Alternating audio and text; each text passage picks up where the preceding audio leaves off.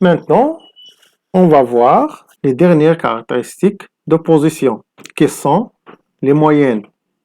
En général, on a déjà vu qu'on a beaucoup de formes de moyens. On a la moyenne arithmétique, la moyenne géométrique, la moyenne harmonique et la moyenne quadratique. Pour la moyenne arithmétique, notez x bar, d'une série statistique pondérée. Vous devez savoir très bien c'est quoi une série statistique pondérée. Donc, la moyenne arithmétique est égale, c'est la somme des FI fois XI. FI sont les fréquences relatives et les XI sont les valeurs observées ou bien les modalités d'une série statistique discrète. Ici, par exemple, on peut travailler sur cette formule pour trouver d'autres. Donc, FI est égal à I sur grand N. Donc, on peut faire sortir ce 1 sur N. Autrement dit, on peut factoriser par 1 sur N. On trouve 1 sur N est égal à la somme des INI fois les XI. Et ça, c'est soit par la première formule ou bien par la deuxième formule, on peut calculer la moyenne arithmétique.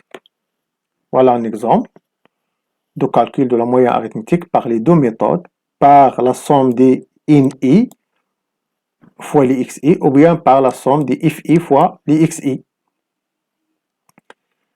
Donc ici, voilà les XI, INI, voilà les valeurs de la série statistique discrète et voilà leur effectif. Donc ici, on va multiplier N1 fois X1, 7 fois 4 est égal à 28, 8 fois 5 est égal à 40, et ainsi de suite. Puis on fait la somme.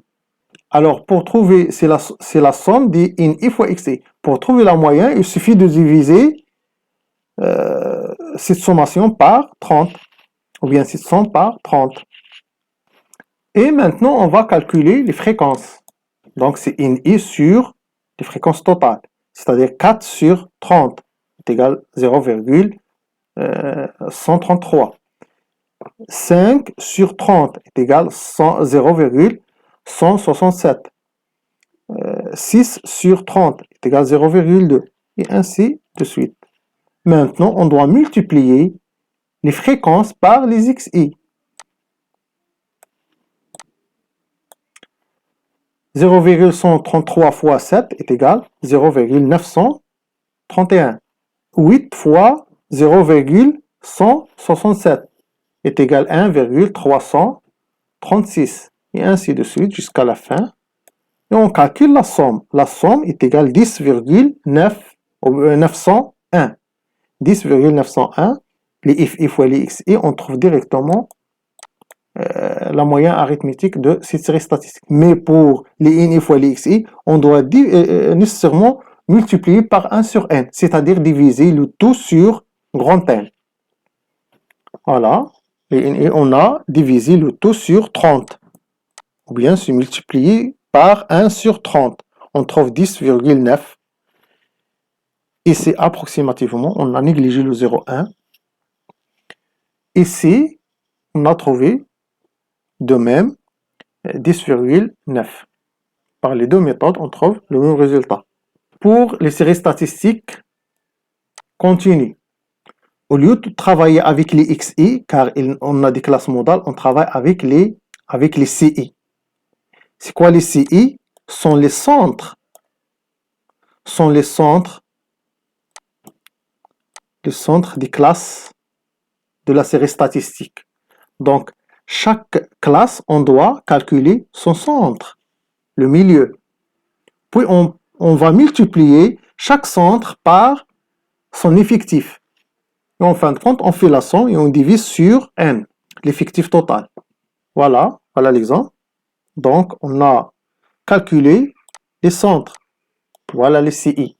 Donc, le centre est égal, c'est le milieu de 10 et 20. Quel est le milieu entre, quelle est la valeur qui vient au milieu? C'est 15. Ou bien, on la trouve à travers la moyenne. On fait la somme. 10 plus 20, c'est 30. 30 sur 2, c'est 15. Ici, 30 plus 20 c'est 50, 50 sur 2 c'est 25, et ainsi de suite jusqu'à la fin. Enfin, on détermine tous les centres. Ici, plus de 60. Ici, il est difficile de déterminer le centre, mais on peut faire des approximations. Ici, l'âge, par exemple, si on suppose que l'âge est 60, le maximum, dans une entreprise. Donc, la classe ici devient 50, 50, 60.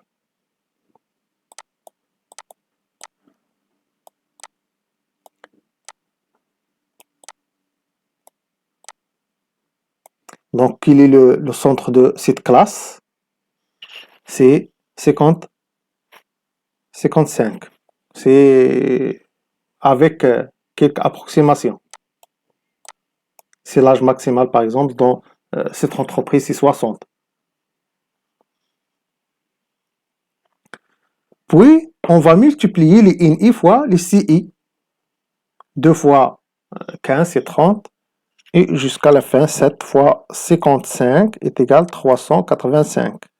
Puis, on fait la somme de tous les INI fois les CI. Et pour trouver la moyenne, on devrait diviser sur 70.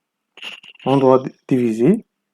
Et pour trouver la moyenne, on doit diviser sur l'effectif total qui est égal ici à 70.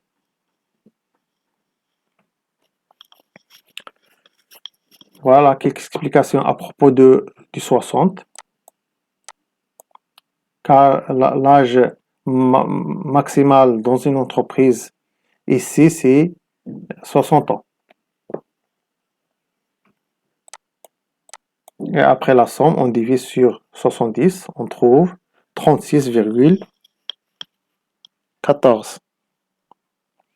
Donc l'âge moyen des salariés qui travaillent dans cette entreprise, c'est 36,14 ans. Calcul par changement de variable, calcul ici, calcul de la moyenne. Calcul de la moyenne arithmétique par un changement d'origine, c'est pas très important, c'est pas nécessaire pour perdre du temps à ce changement d'origine. Donc, on va pas les voir, on va pas l'adopter, mais il est facile, vous pouvez les lire.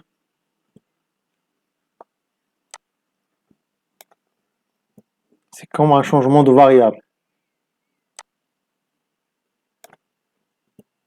Ici, on va voir quelques propriétés de la moyenne arithmétique et que vous devez les démontrer, s'il est possible, bien sûr.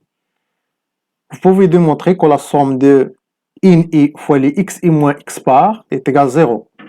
C'est facile à faire. Si vous avez, par exemple, fait des essais, vous pouvez m'envoyer sur le Facebook ou bien vous pouvez les noter sur YouTube. Ou bien sur mon email, vous pouvez m'envoyer des exercices. Je vais voir la somme des carrés des écarts. Les écarts, c'est-à-dire la différence, un écart. Donc, quand on fait le moins, donc, c'est on calcule un écart. C'est comme les amplitudes. On fait un moins pour savoir quelle est la largeur.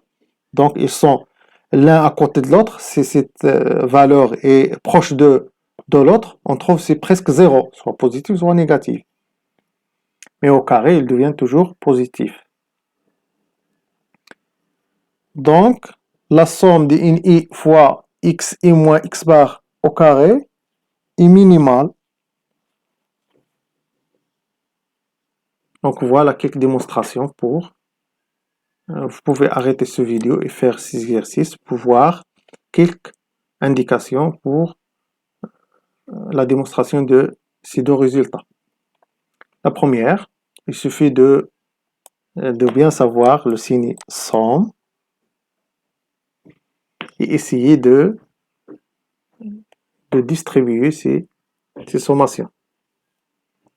En fin de compte, on trouve 0. Pour celle-ci, au lieu de x bar, on a posé x. On va calculer quels sont les extrémums de cette fonction gx. Donc, on doit la dériver pour calculer le maximum ou bien le minimum, c'est-à-dire là où la dérivée s'annule. Donc, on va voir la concavité. منحنى واش مقعر أو محدب, la concavité. Et cela, il n'est plus important pour vous. Vous pouvez le négliger. Mais si vous voulez, vous pouvez le voir. Il ne sera pas à l'examen de démontrer, par exemple, cette valeur exactement. Donc, on a calculé la dérivée. Il s'annule en x bar. Si on remplace x par x bar. Puis, on calcule, si on a, par exemple, calculé la deuxième dérivée de gx, on trouve qu'il est positif au voisinage de x bar. Donc, on calcule la première dérivée. Donc, on cherche x pour lequel g' de x s'annule. Donc, ce x est égal à x bar. Donc, c'est probable que x bar soit un maximum ou bien un minimum. Maintenant, on calcule la deuxième dérivée. La deuxième dérivée, il nous donne 2n, c'est-à-dire positif. Donc, il est concave. Comme ça. Donc, nécessairement, x bar est un minimum. B, moyenne géométrique. Alors, la moyenne géométrique est très très importante, à travers lequel, ou bien par lequel, on peut calculer l'évolution. Donc, si par exemple, cette année, on a une telle production, l'année suivante, cette production a se multiplier ou bien s'évoluer à un taux, et l'année prochaine se multiplier à un taux, ou bien s'évoluer à un autre taux. Donc, et voilà la méthode à travers laquelle on calcule la moyenne géométrique d'une série statistique simple. C'est-à-dire simple, c'est quoi simple? C'est-à-dire n'est pas pondéré. Chaque observation est observée une seule fois. C'est-à-dire les effectifs de chaque observation est égal à 1. Ici 1, xn, c'est 1. La moyenne géométrique de cette série statistique, c'est la racine énième du produit de tous les xi, x1 fois x2 fois xn. Ça, c'est la définition de la moyenne géométrique. Si on veut rentrer le logarithme, log népérien, ou bien le logarithme décimal, ils ont même propriété. Donc, le 1 sur n, on peut le faire sortir des racines, de racine énième. La racine énième, qu'est-ce que veut dire? C'est x1 fois x2 fois xn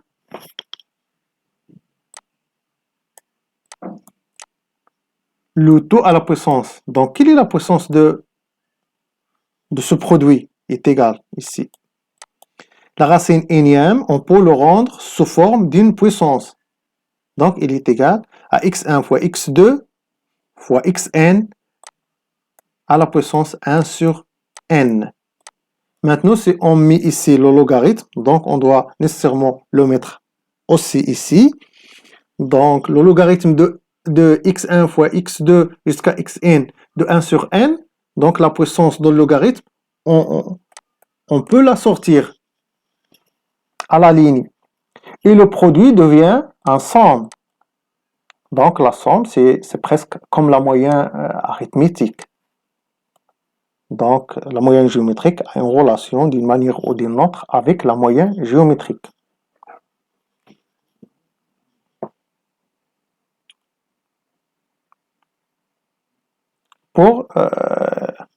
Pour les séries statistiques pondérées. Par exemple, si on a ici N1, N2, N3. Donc ce X1, il se répète combien de fois? Il se répète N1 fois. C'est-à-dire X1 fois X fois X1 fois X1, combien de fois? N1. X2 fois X2 fois X2 fois X2, combien de fois? N2. Et ainsi de suite, on doit les répéter. Ici, ils sont répétés. X1, il est répété N1 fois. X2, il est répété N2 fois. Et ainsi de suite. Donc, du tableau, on peut voir simplement le calcul. Ce grand N, c'est l'effectif total. C'est la somme des NI. Et c'est la méthode par laquelle on calcule la moyenne géométrique d'une série pondérée. Donc, la racine énième devient une puissance. Cette puissance, on peut la faire rentrer dans le produit, car ici on a un produit, ce n'est pas une somme. S'il y a ici un somme, ou bien une sommation, on ne peut pas faire distribuer ce 1 sur 1 sur les éléments ou bien les termes de la somme. NI sur grand N, c'est FI. Puis, on fait rentrer le logarithme sur la moyenne géométrique. On trouve en fin de compte, c'est la somme de FI fois log de XI.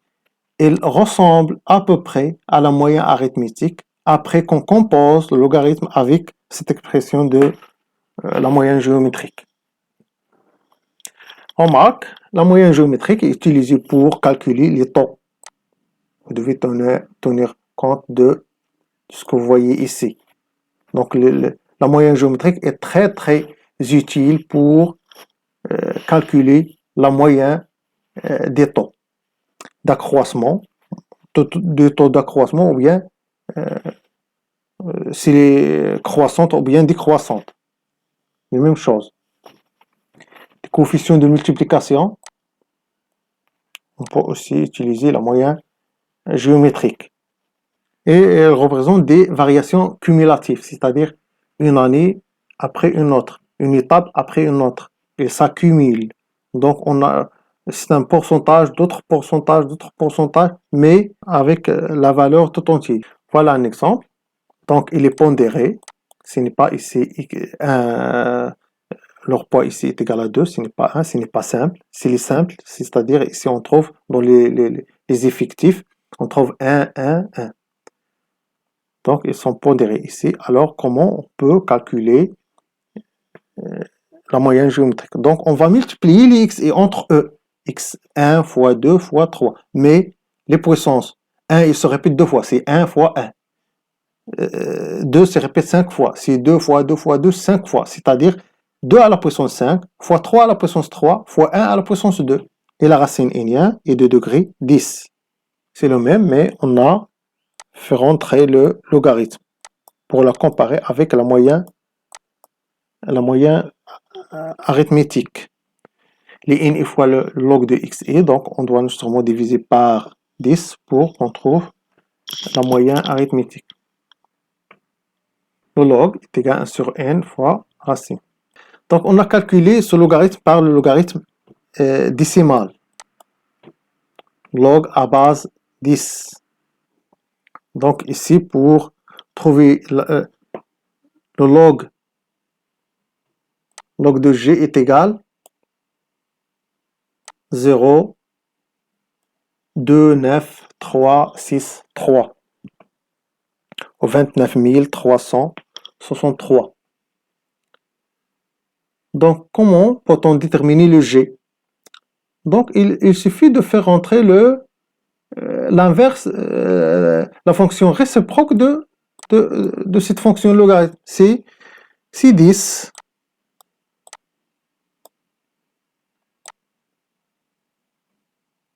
log g est égal à g. Ce 10 ici, il va apparaître ici.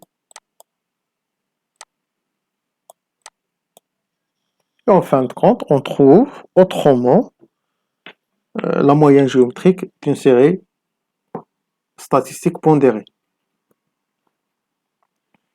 Un autre exemple d'évolution, qu'est-ce qu'on a remarqué ici? C'est le taux d'augmentation.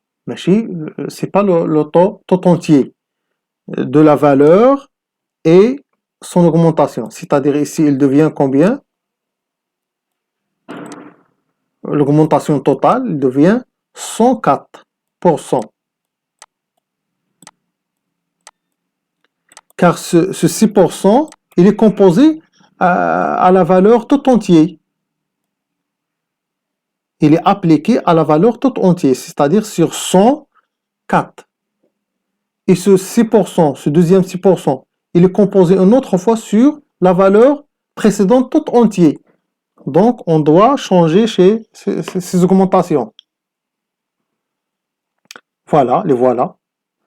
Donc, 104% c'est égal en vrai, c'est 0,4. Si on lève le pourcentage. Ici, c'est 1,06. Et ainsi de suite. Donc, ceci se répète 2 fois, 3 fois. 5% se répète 2 fois. 1,05 se répète 2 fois. Donc, les puissances seront, c'est à la puissance 1, 3, 2. On trouve directement, sans logarithme, la moyenne géométrique.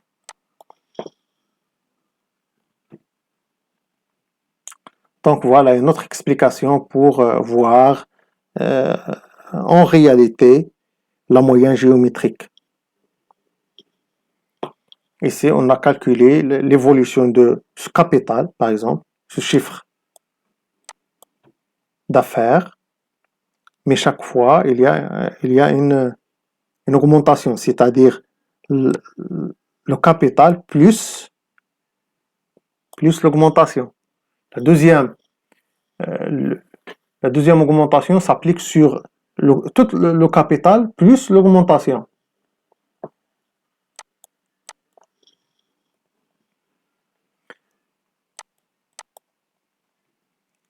Mais si on applique par exemple la moyenne, si on travaille avec la moyenne géométrique, il suffit de le répéter combien de fois? 1, 4, 5, 6. Il suffit de le répéter 6 fois.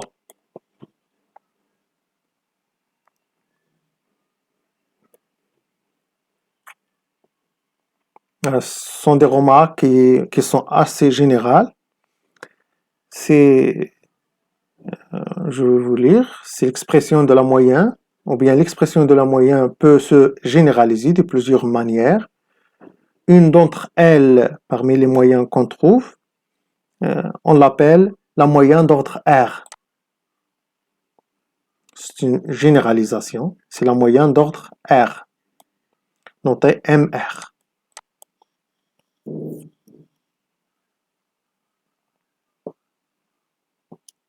Il y a la somme, il y a les puissances, mais si on donne à R par exemple 1, on trouve c'est la moyenne arithmétique. Si on donne à R 0, on trouve la moyenne géométrique avec sur ta limite. Si on remplace R par moins 1, on trouve 1 sur M. En général, sont appelés, c'est la moyenne harmonique. On a déjà dit qu'on va voir, c'est la moyenne harmonique, notée H. La moyenne harmonique. C'est N sur la somme des INI fois des INI sur XI. Ce n'est pas important pour vous. Il suffit de voir les autres. Mais vous devez le comprendre comment peut-on calculer cette moyenne harmonique. La moyenne harmonique d'une série simple. Donc, il suffit de remplacer le grand N, c'est l'effectif total. Les XI, ce sont les valeurs prises par la variable statistique. C'est l'inverse. Elle sert à des études d'achat, par exemple, de prix.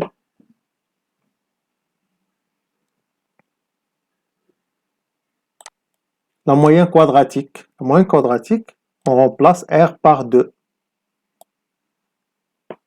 Donc, à partir de la moyenne d'ordre R, on peut faire extraire d'autres moyens, mais en remplaçant R par des valeurs bien précises. Voilà la moyenne quadratique. Donc, au lieu de xi, la somme de xi fois 1 sur n, maintenant c'est la somme de xi au carré fois 1 sur n. Voilà les xi, on va multiplier le xi par elle-même pour trouver xi au carré. Ici c'est 4, 5 au carré c'est 25, 9 au carré c'est 81, 10 au carré c'est 100, 11 au carré c'est 121. Puis on calcule in-i fois les xi, on va multiplier les in-i, 7 fois 4 c'est 28. Et ainsi de suite jusqu'à la fin, puis on fait la somme. La somme est égale à 5341, puis on divise sur 100 pour qu'on trouve la moyenne quadratique.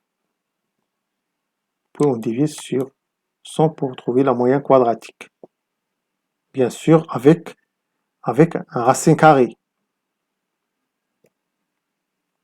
Remarque, on peut montrer que les moyens généralisés d'ordre R d'une même série statistique vérifiée. Donc, si on applique les moyens généralisés d'ordre R sur, bien sûr que ce R va prendre des valeurs bien précises. D'une même série statistique, on doit avoir que la moyenne d'ordre P est inférieure ou égale à la moyenne d'ordre Q. Si P est inférieur à Q, c'est-à-dire si on remplace R par deux valeurs, l'une plus grande que l'autre. Par exemple, si on a ici 3 et ici 4, la moyenne d'ordre 3 est inférieure à la moyenne d'ordre 4. La moyenne d'ordre 2 est inférieure à la moyenne d'ordre 8. Et ici, voilà une application. Donc, moins 1 inférieur à 0, inférieur à 1, inférieur à 2. Donc, la moyenne d'ordre moins 1 inférieure à la moyenne d'ordre 0, inférieure à la moyenne d'ordre 1, inférieure à la moyenne d'ordre 2. La moyenne d'ordre 0, c'est la moyenne harmonique. D'ordre 0, c'est la moyenne. D'ordre moins 1, c'est la moyenne harmonique. D'ordre 0, c'est la moyenne géométrique. D'ordre 1, c'est la moyenne arithmétique. D'ordre 2, c'est la moyenne quadratique. En fin de compte, on trouve cette propriété. Et merci pour votre attention. On se verra dans d'autres séances, Inch'Allah. Je vous souhaite bon courage. S'il y a des questions, n'hésitez pas à les poser dans les commentaires ou bien sur mon email institutionnel, ainsi sur YouTube, si vous contactez le YouTube. Et bon courage.